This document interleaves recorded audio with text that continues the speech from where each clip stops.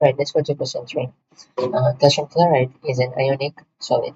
The values of some energy changes are shown in table 1.1. So we are given all the usual information.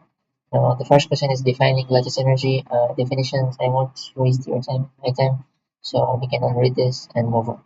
Use the data in table 1.1 to calculate the standard enthalpy change of formation of calcium chloride. It may be helpful to draw an energy cycle. Right, so let's start drawing the Born-Haber cycle for this.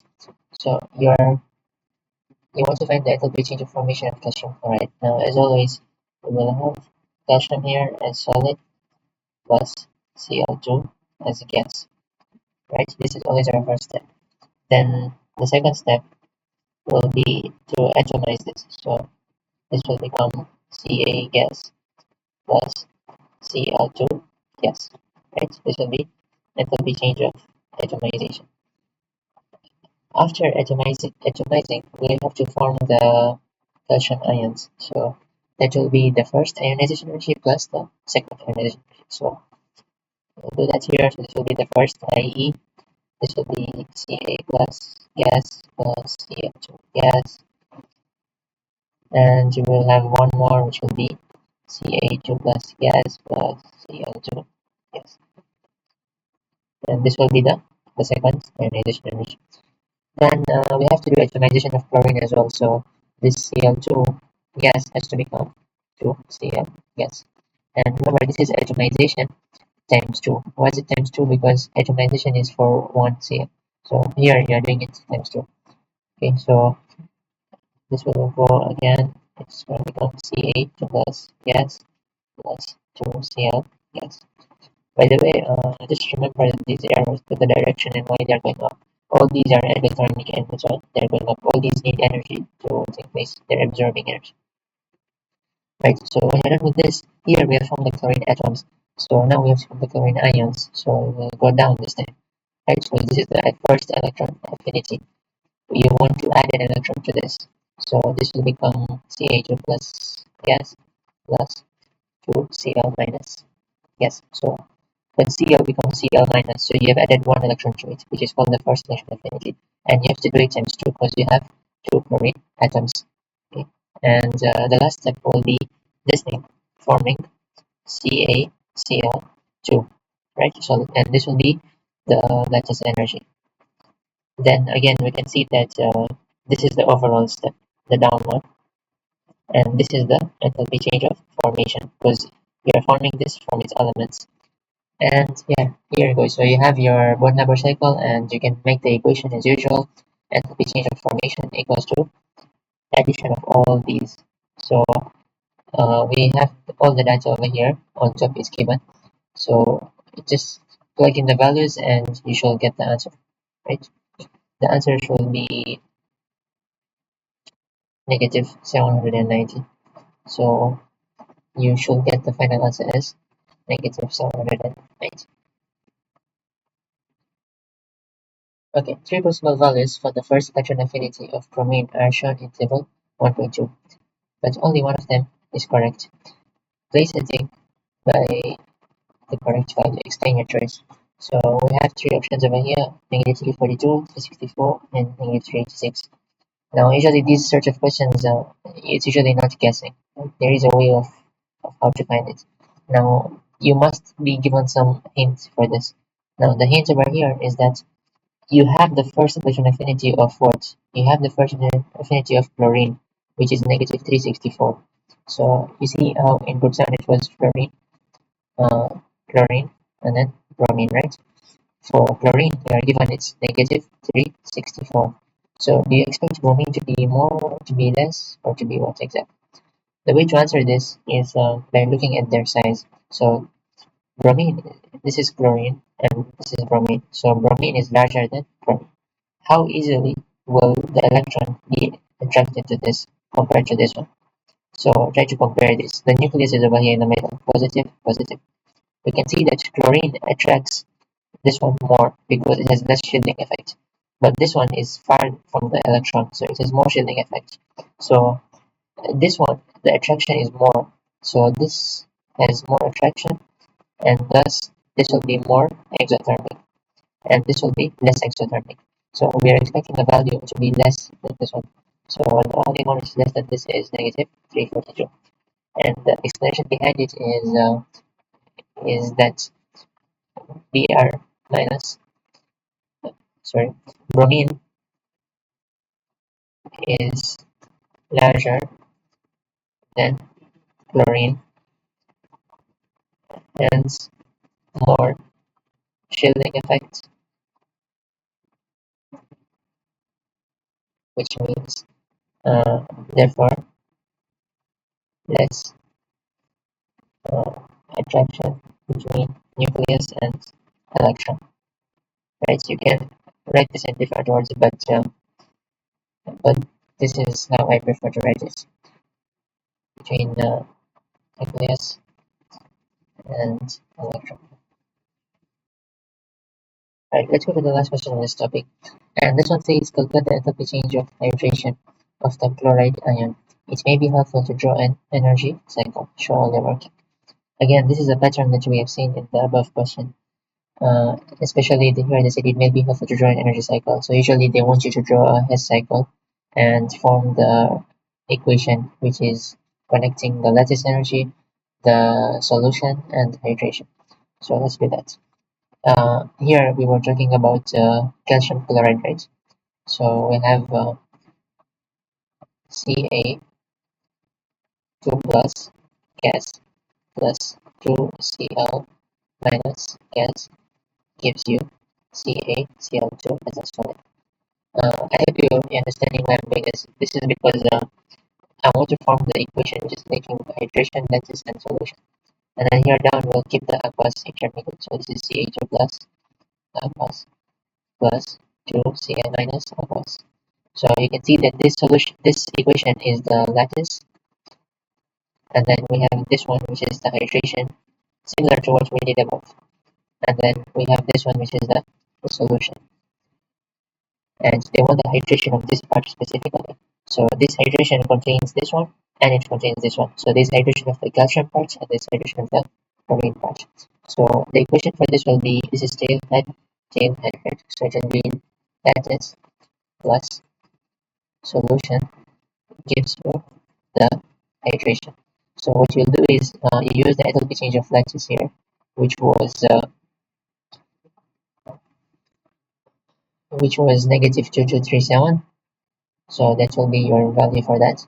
So you keep negative 2237 plus the enthalpy change of solution has also been divided as negative 53 plus negative 83 is equal to the enthalpy change of hydration, which is the combination of this plus this. So the calcium part is negative 1650.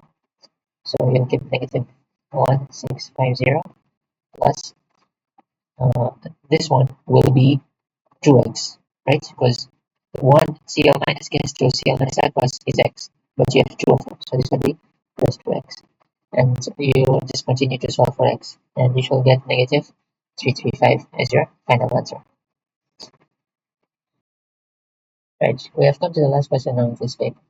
The lattice energy of three ionic compounds are given. Define the term lattice energy.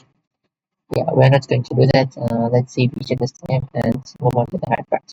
Explain why the lattice energy of CaO is more exothermic than the lattice energy of lithium fluoride. Okay, so I've written the answer down over here, but this is because calcium is 2 plus and oxygen is 2 minus, and lithium is positive 1 and fluorine is negative 1. And remember, we say that lattice energy is affected by two things. The first one is charge, and the second one is the size. So the charge is much more um, important in this question because this one is 2 plus 2 minus and this is 1 plus 1 minus. So you talk about the charge that both of them is Ca2 plus and O2 minus have greater charge than Li and F. Hence, there will be stronger attraction between these two.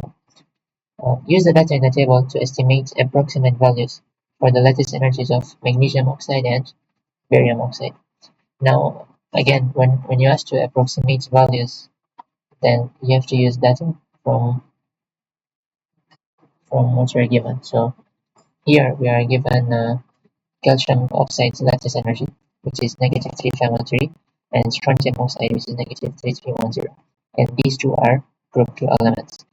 Now, also these ones, magnesium oxide and barium oxide, are group 2, and magnesium is above calcium, and barium is below strontium. So, what do you know about the trend? Magnesium is smaller, and barium is bigger, right? So, this one, if it is smaller, then it will have a higher charge density. If it has a higher charge density, it will attract it more, and thus this will be more exothermic. So for magnesium, you can write any value which is higher than this. So here we can write, for example, negative 3600 for the magnesium, right? So this will be negative 3600. For barium, it's going to be any value which is lower than this. But just don't write like negative 3309. Don't be that guy. Just write something reasonable. So for example, negative 3200. Right? Let's go on. Write an equation for the reaction between barium oxide and water. This is AS level, and this is metal oxides with water. The metal oxides with water form the metal hydroxides. Right? So this is quite straightforward. When metal oxides dissolve in water, they just form the hydroxide. And they also said include state symbols. The reason why they wrote this is that they want you to know that barium hydroxide is aqueous. And how do you know it's aqueous? Because you learned in AS level that group 2 hydroxides are soluble as you go down the group. So barium hydroxide is the most soluble, while magnesium hydroxide is partly a PPT. It's almost a PPT, right? Okay. State and explain how the solubilities of the hydroxide of group 2 elements vary on the group, and this is exactly what we discussed. So the solubility as you go down the group increases, right? Why does it increase? Is because the hydration and the lattice become less exothermic. This is something that we discussed in the lecture, and how it works basically. But the lattice changes more. So the change in the lattice is more than a change in the hydration. We say that we had this equation: the change of solution equals to hydration minus lattice. Then we say that this decreases and this decreases, but the change in this one is more than a change in this one. So let's say the change in this was 10 and the change in this was 20. So when you minus it, you get negative here. So this one is becoming more exothermic, it's becoming more negative. So enthalpy change of solution becomes more exothermic. And we say that something which is more exothermic is more soluble. So that's why that's the case. Okay, next one. Use the following data and relevant data from the data booklet to calculate a value for lattice energy for magnesium fluoride. So I'll be going a bit quick over here because we've already done these questions before and we're familiar with this. So we want the lattice energy of magnesium fluoride. So we start with here magnesium solid plus F2 as gas. Then we make this the atomization. So this will be magnesium gas plus F2 gas, and this is enthalpy change of atomization. And then magnesium has to have the first plus the second ionization energy. So let me just combine these here. This is first IE plus second IE. This will be Mg2 plus gas plus F2 gas, right? And then the F2 has to become atomized as well. So the next step will be Mg2 plus gas plus 2F gas, and this is the atomization of fluorine times 2. Now before we continue here, you see that we don't have this value. We don't have the atomization of fluorine given in our data, and this stuff is not even given in the data booklet. But if you guys remember, we talked about this one, that the bond energy is actually 2 times enthalpy change of atomization. So we can use this relation for this one. So instead of doing atomization times 2, we'll just use the bond energy instead. And where do we get the bond energy of fluorine? We get it from the data booklet. So if you check the data booklet, you'll see the bond energy of fluorine given. And this is what we will use. Okay. And when you're done with this, then we have to make this fluorine an ion. So we go down over here. So this will be Mg2 plus gas plus 2F minus gas. And this is 2 times the first electron affinity of fluorine.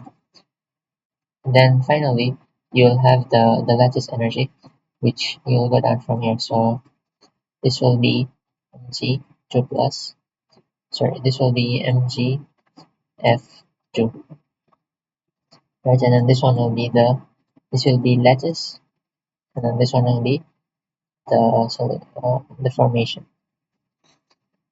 Yeah, and that's basically it. So we'll have the equation that's enthalpy change of formation, which is this one. Enthalpy change of formation is equal to addition of all these until over here down. And you have the atomization of magnesium. The first and second ionized energy you can get from the data booklets. You have the bond energy from the data booklets.